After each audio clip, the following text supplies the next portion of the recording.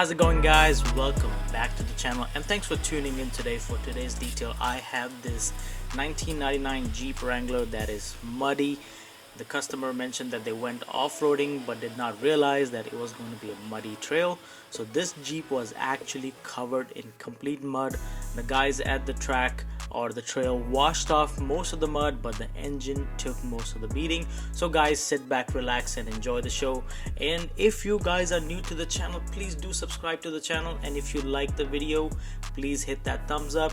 And you can follow me on Instagram and TikTok. All the links to my social media are in the description.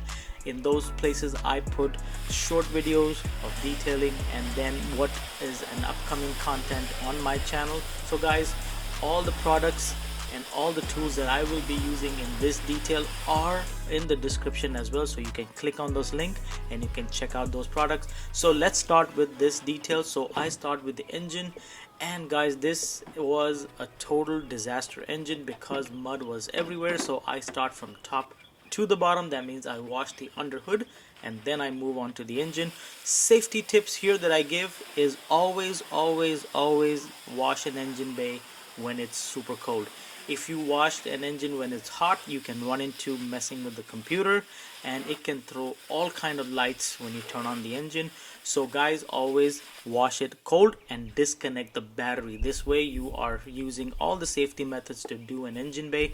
This being a 1999, this was a very exposed engine, so I cannot go full clean on it because I cannot spray so much water.